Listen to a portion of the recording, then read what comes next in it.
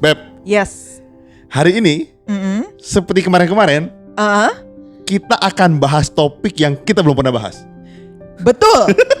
Tidak bisa diragukan lagi. Jadi setiap kali kita mulai kita masih bilang ke pendengar kita bahwa kalau datang ke sini setiap minggu kita selalu ngasih topik-topik yang baru buat kalian. Bener. Dan kali ini kita akan bawakan topik tentang yang namanya buka. Oh, apa itu, Beb? Artinya Gak tahu. Jadi gini, kita tertarik, ada satu tuh pendengar kita yang DM kita nanya gini, Kak, bahas dong tentang move on dari patah hati. Berarti kan pilihannya dua. Oke. Satu, Nggak ada pilihan dong? Enggak. Jadi kondisi dia ada dua hal. Oke. Yang pertama, satu, dia baru patah hati. Dua, dia persiapan kalau nanti patah hati. Yang kedua agak sedih ya. Tapi gak apa-apa. Ini berarti kan kita punya topik inklusif. Bisa untuk semua orang. Iya. Baik itu yang lagi maupun yang akan. Jangan dong. Kalau misalnya udah menikah, ya kita berdoa supaya pendengar kita nggak patah hati. Nggak patah hati. Karena kalau udah menikah, masa kalau patah hati lo mau putus kan nggak mungkin. Soalnya kalau udah nikah namanya bukan patah hati, cerai namanya. Dan episode sebelumnya kita udah bahas soal perjanjian pranikah. Susah tuh kalau cerai. Susah cerai. Jadi nggak usah. Jadi ini untuk kalian yang pacaran. Gitu. Dan yang lagi mempersiapkan patah hati ceritanya atau lagi patah hati. Nggak, soalnya gini Beb, nggak tahu ya. Menurut aku patah hati itu punya sisi positif dan negatif. Gitu. Oke, betul. Setuju. Karena tidak semua patah hati berbuah negatif. Gitu. Betul. Bisa aja akhirnya lu jadi lebih baik atau ketemu yang lebih baik. Betul sekali. Benar. Jangan betul-betul aja. Karena itu adalah salah satu pintu untuk mendapatkan yang terbaik. Iya dong. Kalau misalnya dia dapat sama cowok yang kurang baik, terus dia yaudahlah sayang lah udah 7 tahun nih jalan, udah gitu jalanin, terus akhirnya nyesel gitu kan. Jangan-jangan kamu selama sama aku, udahlah tanggulah terus menikah, jadi udahlah. Iya, enggak sih, sebenarnya bukan kayak gitu, tapi lebih aduh kasihan kalau enggak sama gue, dia sama siapa? I see. Ini baru terbuka. Gua sih nggak kenapa-napa. Beb, kita lagi bahas apa di situ? Kita lagi ngomongin apa? Jadi kita pengen ngomongin kira-kira kenapa sih orang itu susah banget move on dari patah hati, Beb? Kan kayaknya kalau dari antara kita berdua ya, kita coba buka-bukaan deh gitu. Kayaknya sekarang. Iya. Buka-bukaan, buka-bukaan jujur maksudnya. Oke. Maksudnya dari antara kita berdua, kayaknya yang lebih banyak patah hati itu kamu. Jadi silakan Beb, coba kamu kasih tips and trick yang paling cocok gitu lah. Kamu jangan tendensius ya. Loh iya dong Bukan. Beb. Aku itu, kita berdua ini kan harus diakui, kita berdua ini sama-sama pacaran pertama kali dan menikah. Betul. Pacaran pertama kan. Tapi bukan berarti kalau lu gak pernah pacaran, lu gak pernah patah hati kan. Karena sebelum gue tembak, gue udah ditolak. Nah coba sharing. Gini. Ini menarik. Kita lagi bahas, kita mau ngomongin tentang kenapa orang tuh sulit move on. Betul. Buat gue, yang pertama begini. Yang pertama, lu udah melakukan banyak hal sama dia yang bisa positif bisa negatif. Oke, kenapa itu menjadi sulit? Karena gini, ketika lu misalnya contoh gini ya, lu pacaran sama dia, lu sering jalan bareng, terus dia ngutang 20 juta minta putus, kan nggak bisa. Itu kan contoh Beb, lu bareng-bareng sama dia, terus tiba-tiba dia ngutangin puluhan dia juta misalnya, terus dia minta putus, itu kan nggak bisa move on dong. Nggak bisa, bener. Kan mau nagih nggak enak. Nah itu kan maksud gue gitu. Atau yang kedua, berarti emang para pendengar di sini bisa melihat bahwa memang Budi sering ngutangin ceweknya. iya, atau gue yang sering utang. Yang kedua, ini sih menurut gue nggak ngalamin, tapi menurut gue begini. Mungkin lu udah melakukan hal-hal yang tidak seharusnya. Misalnya gitu ya, seks di luar nikah. Mungkin yang perempuan merasa hilang keperawanan sehingga lu merasa sangat susah move on ketika putus. Oke, gitu. betul. Kan maksudnya gini, ketika putus kan lu berdua decide berakhir kan? Betul. Tapi lu tahu deep down ada sisa-sisa gua di dalam diri dia. Iya, jadi akhirnya lu gak bisa move on gitu. Benar. Menurut aku sih gitu. Menurut kamu gimana? Apalagi yang kalau udah sering buka-bukaan, ya udah buka masuk lagi, ya udah. Itu tunggu. Maksudnya masuk ke hati yang lubuk paling dalam. Jadi di dia punya hati itu ada bagian dan sisa-sisa dari hati cowoknya. Muka kamu tuh nggak begitu ngomongnya, bukan dan masuk tuh nggak begitu ngomongnya. Kalau menurut kamu gimana menurut kamu? Tapi menurut aku, bentar ya, aku mau expand dulu. Maksudnya alasan yang pertama bukan cuman soal kayak melakukan hal-hal yang tabu ataupun yang tadi kamu bilang tadi sih. Yang ngutang? Iya benar. Jangan ngutang ya guys kalau bisa ya. Jangan diutangin juga kan? Iya. Tapi karena menurut aku ya, apalagi buat cewek itu kita menyimpan banyak sekali memori sama dia. Gitu. Jadi misalnya kita ke kebun binatang, aduh gue dulu pernah ke kebun binatang sama dia misalnya gitu. Padahal apa? Dia fotonya mau monyet di situ. Kan ada foto yang monyet tuh. Atau pas ngelihat monyet, aduh gue keingetan diri. Atau ngelihat binatang tertentu jadi keingetan akan dirinya. Mungkin bisa. Kan bisa ya. Bisa. Gue nggak bilang itu suatu yang jelek. Betul. Kan binatang kan lucu-lucu. Betul. Nggak semuanya jelek-jelek. Tapi harus monyet yang lihat. Maksudnya gitu. Jadi Ngerti. banyak sekali hal-hal yang pernah kalian jalankan bareng gitu, ngelakuin bersama. Jadi ada banyak tempat ataupun bahkan barang gitu ya yang mengingatkan akan dirinya. Gitu, ke kebun binatang, ke bioskop, atau dengerin suatu lagu gitu ya. Nah emang sih maksudnya secara neurological gitu ya, di otak kita itu posisi memori dengan posisi perasaan itu emang deket banget gitu. Jadi posisi peletakan memori dengan pendengaran itu dekat. Sorry, peletakan memori sama ear, maksudnya kupingnya dicium-cium gitu. Mulai. Bukan. Maksudnya letaknya gitu loh, letak di brain kita yang untuk menyimpan memori. Sorry ya kalau gue salah ya, kayak amigdala kalau nggak salah deh. Nah batang otaknya itu sama alat untuk memproses pendengaran itu dekat. Kamu tuh dari mana? Gue pernah ambil Psychology of Music dulu, jadi gue pernah belajar. Itu ada hubungannya? Ada hubungannya. Nah makanya kenapa ketika orang-orang ngedenger sesuatu lagu gitu ya, mereka lebih gampang inget akan orang dulu. Makanya kan pernah gak sih kalian nonton kayak orang-orang yang tua, yang demensia, yang kehilangan memori, ingatan, tapi pas mereka ngedenger suatu lagu di masa lalunya dia tiba-tiba bisa main lagi di piano, tiba-tiba dia bisa nari, tiba-tiba dia bisa keingetan dulu gitu, memori yang masa lalu. Nah karena emang musik itu kaitannya erat banget dengan memori. Nah, kalau gitu sebelum kita masuk ke topik kedua, menarik juga. Berarti kalau lu pacaran, jangan sering nonton musik, jangan sering denger konser musik, karena kan musiknya memorable. Mendingan lu sering masak, karena kan dia tidak terkait dengan indera penciuman kan, dan indera perasa kan. Gua speechless sih. Jadi gini, misalnya lu makan steak, ketika lu putus, lu makan steak dengan senang hati. Ini kan contoh. Iya. Bisa juga bukan steaknya yang membawa memori, tapi tempatnya. Nah, jadi buat wanita nggak tahu ya, buat pria gimana. Tapi buat gue sih personally itu membawa suatu memori gejolak gitu loh dari yang masa lalu. Jadi mungkin itu membuat sulit untuk move on. That makes sense. Kalau yang kedua, menurut gue yang bikin orang susah move on karena dia pikir orang lain itu nggak bisa bikin lu sebahagia sekarang. Aduh. Gitu kan. Nah, kamu boleh cerita dong mantan kamu. Aku nggak punya mantan, kan yang kita hampir, pacaran pertama kali. Hampir jadi pacar. Banyak Beb yang jadi TTM-an banyak dulu. TTB dong. Apa? Teman tapi bohong. Oke, itu ngomongin soal itu karena gini, menurutku gini. Kan kita pasti punya teman-teman tapi bohong dulu waktu kita SMP SMA gitu kan, terus pernah deket juga. Nah, waktu gue deket mau pacaran deket, terus nyokap gue nggak boleh pacaran, nggak boleh lah. Terus tiba-tiba gue sedih banget dan gue merasa hidup gue sangat hancur waktu itu karena gue merasa iya benar perasaannya dia ini orang yang sangat bisa ngerti, sangat bisa memahami dan gue deket banget sama dia. I see. Gitu. Jadi gue pikir nggak akan ada orang lain lagi bisa kayak dia. Ternyata ada. Oh, so sweet. Biasa aja.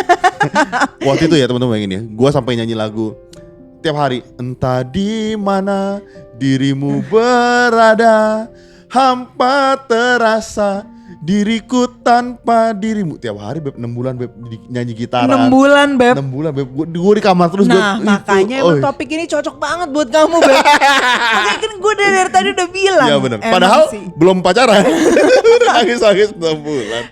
Tapi maksudnya itu berlaku juga sih buat yang baik sudah pacaran terus putus ataupun punya temen deket hampir pacaran tapi Nggak jadi. nggak jadi.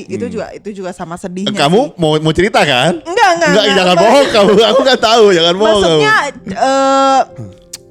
alasan yang kedua adalah yang tadi kamu bilang itu kan karena mengira aduh this is the end of the world gitu loh, udah nggak ada yang lebih bagus lagi gitu, semuanya kayaknya bahagia cuma gua doang yang jomblo dan sedih gitu kan. Iya. Padahal mungkin juga kenapa bisa sulit move on karena udah nyaman sama dia gitu. Jadi istilahnya kita punya kepribadian sudah beradaptasi dengan diri dia gitu. Jadi kita udah in a way mengubah diri kita supaya cocok sama dia. Mungkin bisa kayak gitu. Oh iya. Iya, nggak tahu sih ya buat kamu atau buat orang-orang di sana. Tapi misalnya aja nih kita punya kebiasaan dandan pakai pakaian yang tomboy misalnya gitu ya. Tapi terus habis itu kita punya cowok dan karena kita nyaman sama dia, kita pengen terlihat cantik, kita jadi berubah dandanannya.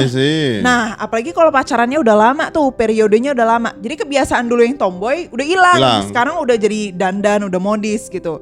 Nah, ketika udah nggak pacaran, istilahnya kan udah nggak ada target tuh buat gua dandan.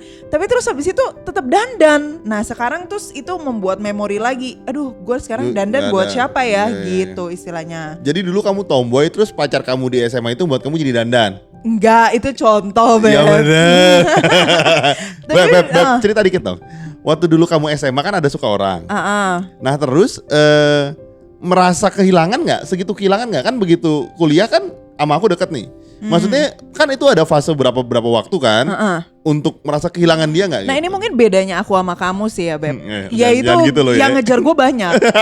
Jadi setelah gue udah move on, bahkan belum move on, masih gua udah suka. masuk. Iya udah masuk. Jadi maksudnya, tapi inget sih waktu dulu pas kita apa ya? Makan di break, Sushi bersama? Enggak kita break. Oh iya, gue sama ini pernah break. Jadi kayak sebulan. Seakan-akan tuh kita putus gitu kan. Yeah. Nah itu yang membuat sulit itu karena maksudnya udah kebiasaan. Misalnya nih malam-malam udah kebiasaan tiap jam 7 ngechat. Nah sekarang kan karena kita udah memutuskan break, nggak ada lagi tuh kebiasaan ngechat. Jadi kita kayak merindukan bukan orangnya tapi merindukan kebiasaan yang kita biasa lakukan. Gitu. Merindukan kebiasaan kita ngechat jam 7. Atau misalnya dulu dianterin pulang. Terus sekarang karena udah nggak pacaran, ya udah pulang sendiri deh. Harusnya pacaran sama tukang supir ojek ya, Grab atau Gojek ya. Tapi maksudnya gitu. Jadi kita udah nyaman, udah punya suatu kebiasaan sama dia, dan ketika dia hilang, diri kita, a part of us juga hilang gitu. I see. Makanya itu yang membuat lu berpikir orang lain itu nggak bisa jadi gitu. Betul. Karena lu merasa setengah lu udah di dia, udah jadi habit lu kan. Iya betul. Kayak kepribadian lu hilang gitu loh, karena dia juga hilang. Kamu menjiwai banget ya. Iya. Kayaknya kamu banyak kehilangan ya. Kehilangan ikan, kehilangan kura-kura. Nah yang ketiga sebenarnya kenapa orang susah move on? Menurut gue ini tipikal sih. Oke. Ada orang yang memang gampang move on, ada yang susah move on. Jadi ada yang misalnya putus, ya udah sedih seminggu 2 minggu abis itu dia move on. Kalau buat Budi tadi 6 bulan ya 6 bulan. Emang gue begonya gampang jatuh cinta susah move on. Kok gak sedih sih Beb? Jadi gampang jatuh cinta tapi susah move on, kacau.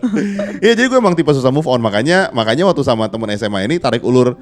Gue dekat sama dia dari SMP. I see. Dari SMP 2 kali. Terus akhirnya? Iya. Suka-sukaan? Suka tiba-tiba jauh, terus SMA tiba-tiba ketemu lagi. Terus suka deket terus nggak boleh pacaran gitu. Jadi gue deketnya lama, emang nggak bisa move on aja. Bahkan waktu itu dia sempat pacaran sama orang lain, terus gue deket lagi. Jadi emang gue tipikal gitu, makanya ya ampun. agak miris aja sih. Kamu jangan ketawa terus dalam hati sedih gitu dong Beb. Emang sedih soalnya. Nah gitu. Kalau kamu tipikal orangnya Beb, gampang move on atau susah move on? Kayaknya aku tipikal yang susah move on deh, karena aku kalau misalnya suka sama orang tuh suka banget gitu loh, nggak cuma suka biasa aja gitu, tapi sukanya mendalam gitu loh. Berarti kayak suka sama kamu tuh suka banget. Nggak, dulu ya teman-teman, ini menarik banget. Dulu kan era Twitter, gua kan nggak punya Twitter, kan Gak orang usah tuh dibahas deh. nggak. Dulu ini lucu banget, lu masih dengar. Dulu kan era Twitter, nggak perlu denger. Gua kan nggak punya Twitter, temen gue punya nih. Terus dia bilang gini, Bud, Mary tuh suka nge-tweet kamu, tau gak sih? Masa sih? Pede banget. Kamu diem dulu. Pede banget. Terus dia bilang, masa sih? Gue bilang gitu. Iya bener, coba deh lihat. Nah, karena gue lihat tweetnya suka unyu-unyu, misalnya gini ya. Gue baru masuk kelas, terus dia tweet gini, My Prince Charming is coming. Pede banget loh. Nggak, gue inget banget. Terus siapa tahu kan itu soal Gak mungkin. Soal cowok lain, Beb. Terus dia suka sebut-sebut inisial gue. Terus dari situ gue bilang gini, ini karena gue semakin seneng, makin gak bikin Twitter gue, makin ngeliatin dari Twitter orang. Itu unyu banget. Jadi memang kelihatannya kan dia diem aja, tapi ternyata deep down-nya tuh dia ngeluarkan semua tulisan-tulisannya. Antara unyu atau emang kamu punya kebiasaan jadi stalker? Sampai sekarang ya kayaknya. Dan masalahnya Twitter itu udah gak bisa gue lihat lagi. Oh ya? Kayaknya udah hilang gitu loh, lewat lama. Nanti gue lihat lagi deh. Nanti kalau ada gue posting ya. Twitter dia zaman dulu tuh lucu-lucu banget pokoknya. Nah, Beb, kita udah ngomongin tentang kenapa orang susah move on. Iya. Sekarang gimana caranya move on, Beb? Kamu? Kok gue sih? Kan yang paling banyak pengalaman kamu, Beb. Tuh kan gue tandain tuh yang biru-biru itu punya kamu semua. Iya, berarti ini gue yang tulis semua ya. Coba Beb, waktu itu pas kamu susah move on, gimana akhirnya kamu bisa move on? Ini terdengar jahat, tapi menurut gue ini paling logis. Ketika lu susah move on, lu masih ketemu yang baru untuk move on. Sesederhana itu. I see. Jadi bukan move on tapi menggantikan. Menggantikan, karena gini ya, kan lu kan hati lu terisi, tiba-tiba kan hilang. Berarti kan ada yang cowok nih gitu. Cowok tuh? Ada yang diambil gitu kan. Ada yang bopeng. Bopeng kan. Nah lu mesti isi sama yang baru. Terdengar jahat sih, misalnya gini. Orang putus, kemudian bulan depan dia udah pacaran lagi. Ih udah move on ya, gue belum nih. Ih kok dia tega sih? Menurut gua sih, ya dia sudah membiarkan dirinya melangkah lebih jauh. Karena menurut gua, gini ya Beb, ini sering terjadi. Seringkali orang tuh pity on their self, tau gak? Mengasihani diri sendiri. Aduh kok dia gitu banget sih. Iya, gitu. aduh kok gak ada yang sayang sama gue sih gitu kan. Aduh kok padahal gue baik banget. Akhirnya membuat gue jomblo terus nih gitu. Lu jadi mengasihi diri lu sendiri kan. Lu merasa diri lu jadi gak layak, gak berharga. Betul, lu jadi merasa padahal gue baik banget, apa gue kurang baik ya gitu. Akhirnya lu menurunkan standar tuh sendiri. Meragukan diri sendiri. Iya, maksud gue. Makanya gue tipikalnya kalau misalnya lu putus, apalagi putusnya baik-baik ya. Kecuali putusnya ngutang terus lu kabur gitu. Kan itu aneh maksud gue. Itu kan aneh. Tapi kalau di saat putus baik-baik, paling ya lu butuh waktu sebulan, 2 bulan, 3 bulan, 6 bulan gitu ya. Itu ya move on. Maksudnya lu orang deketin lu atau lu ke orang lain ya udah gitu. Yeah. Karena kan life must go on, dan ketika putus itu bukan berarti lu buruk dan dia buruk. Betul. Itu bisa aja memang dia itu menjadikan lu jadi lebih baik untuk ketemu pasangan selanjutnya gitu. Kan mindsetnya masih gitu. Luar biasa. You know. Berarti dia cuma kayak stop point dong gitu. Iya, stop point aja, cuman pit stop gitu loh, kalau mobil tuh pit stop gitu. Jadi maksudnya ketika lu move on, lu jangan terintimidasi sama perasaan gini. Ini sering terjadi. Buat aku perempuan sih. Ih, masa udah move on cepet banget sih gitu. Ngerasa kayak kok dia gak sayang gua gitu, kayak kalau dia sayang kan dia gak putus. Aneh banget lah. Kalau putus artinya emang udah decide untuk bukan soal sayang, kita gak bisa bareng. Betul. Yang bikin lu gak bisa move on bukan karena sayangnya, karena yang tadi kamu bilang kebiasaan-kebiasaan yang dulu dibangun sama dia. Betul. Seringkali kan gitu. Betul. Jadi gue mau bilang sama teman-teman bahwa ketika lu move on, ya lu mesti cari orang lain untuk mengisi kekosongan lu, karena nggak ada salah dengan itu. Iya, gitu iya, kan. benar. Berarti gue pengalaman untuk sering move on kan? Betul. Nah, karena ternyata bikin kamu bijak ya. Untuk patah hati. Tapi emang benar banget sih. Apa maksudnya? Seringkali kita itu mengasihani dan kayak play victim gitu, kayak aduh gak ada yang sayang nih sama gue gitu, atau apakah gue seburuk itu gitu, atau karena gue berubah ya, kayak gue misalnya gemukan lah, atau gue I don't know, kan cewek itu very physical banget ya gitu ya. Jadi maksudnya gemuk. Iya emang Beb, udah hamil 9 udah bulan. Hamil, ya. Tapi maksudku Jadi itu salah satu tips additional sendiri gitu, yaitu ketemu orang baru, tapi in a way juga salah satu tipsnya adalah ya jangan mengasihani diri sendiri kali ya gitu ya.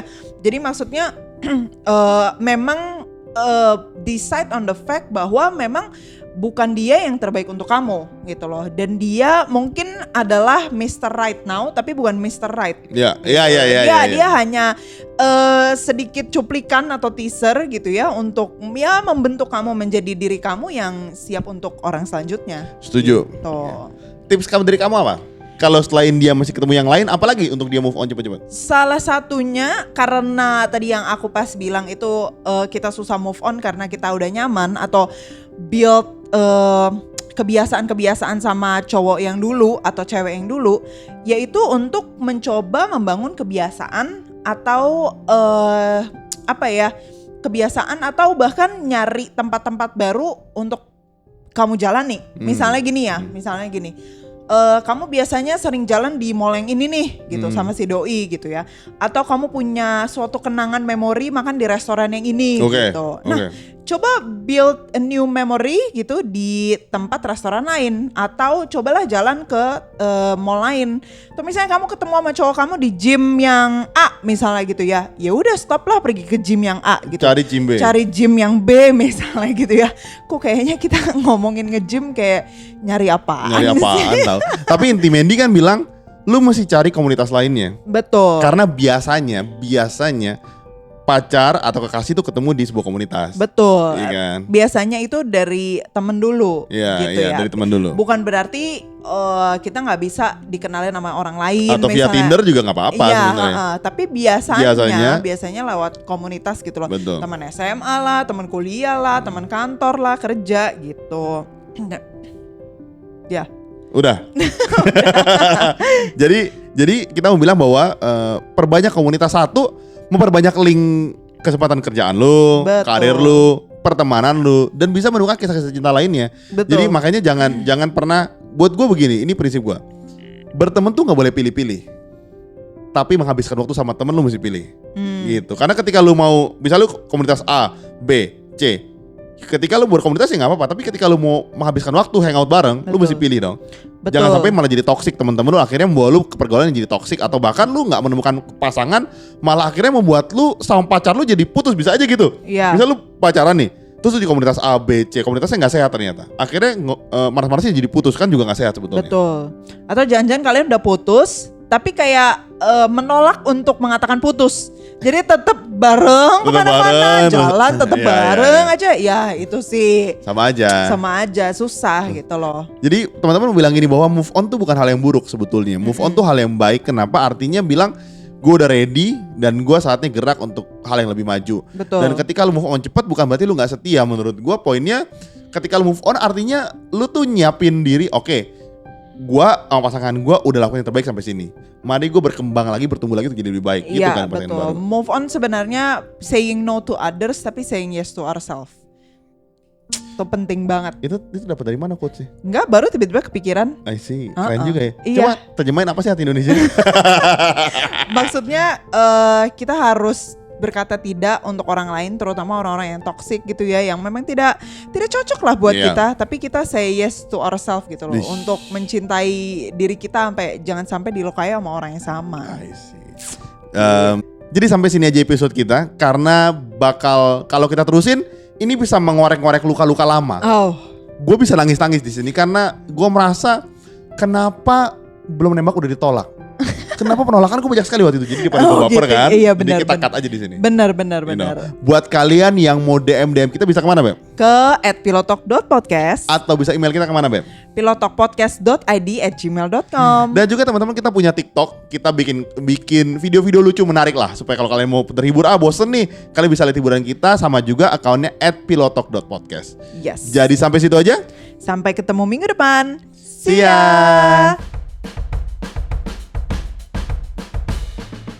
Kalian tahu nggak sih rahasia bagaimana kita berdua bisa bikin konten setiap minggunya secara rutin? Ternyata rahasianya ada di nasi padang.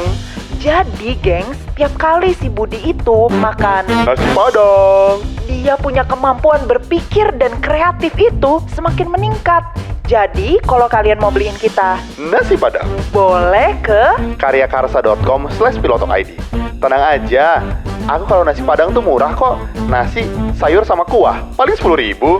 Iya, karena kemampuan perut Budi akan bertambah dengan cepat kalau dia makan karbohidrat aja. Jadi, jangan lupa ke karyakarsa.com/pilotokid untuk support kita ya.